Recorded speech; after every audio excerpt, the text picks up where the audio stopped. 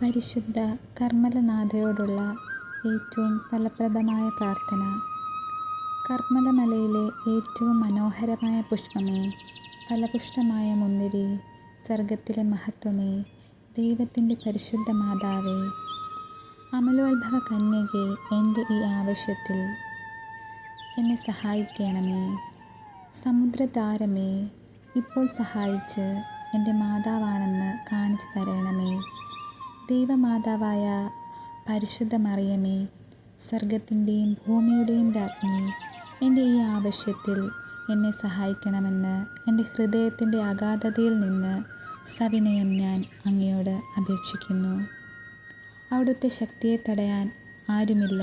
അവിടുന്ന് മാതാവാണെന്ന് ഇപ്പോൾ കാണിച്ചു തരണമേ. കർമ്മല മാതാവേ, അങ്ങയോട് അപേക്ഷിക്കുന്ന എനിക്ക് വേണ്ടി പ്രാർത്ഥിക്കണമേ.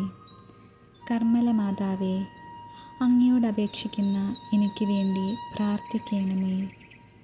കർമ്മല മാതാവേ, അങ്ങയോട് അപേക്ഷിക്കുന്ന എനിക്ക് വേണ്ടി പ്രാർത്ഥിക്കണമേ. മധുരമുള്ള അമ്മേ, ഈ കാര്യം ഞാൻ അങ്ങേ തൃക്കരങ്ങളിൽ സമർപ്പിക്കുന്നു. മധുരമുള്ള അമ്മേ, ഈ കാര്യം ഞാൻ അങ്ങേ തൃക്കരങ്ങളിൽ സമർപ്പിക്കുന്നു. മധുരമുള്ള അമ്മേ, ഈ കാര്യം ഞാൻ അങ്ങേ തൃക്കരങ്ങളിൽ സമർപ്പിക്കുന്നു. നന്മ നിറഞ്ഞ മറിയമേ, സ്വസ്തി. കർത്താവ് അങ്ങയോടുകൂടെ സ്ത്രീകളിൽ അങ്ങ് അനുഗ്രഹിക്കപ്പെട്ടവളാകുന്നു. അങ്ങയുടെ ഉദരത്തിൻ ഫലമായി ഈശോ അനുഗ്രഹിക്കപ്പെട്ടവനാകുന്നു. പരിശുദ്ധ മറിയമേ, തമ്പുരാൻ്റെ അമ്മേ, പാപികളായ ഞങ്ങൾക്ക് വേണ്ടി ഇപ്പോഴും ഞങ്ങളുടെ മരണസമയത്തും തമ്പുരാനോട് അപേക്ഷിക്കണമേ. ആമേൻ. ഈശോയുടെ കുരിശുയാത്രയെ കാൽവരിയോളം അനുഗമിച്ച പരിശുദ്ധ ദൈവമാതാവേ, പ്രയാസങ്ങളും ദുരിതങ്ങളും വേദനകളും അപമാനങ്ങളും ഒറ്റപ്പെടുത്തലുകളും വഹിച്ച് ഒരടി പോലും മുന്നോട്ട് നീങ്ങാൻ കഴിയാതെ വിഷമിക്കുന്ന എൻ്റെ ജീവിതയാത്രയിൽ താങ്ങായും തണലായും അമ്മ കൂടെ ഉണ്ടായിരിക്കണമേ.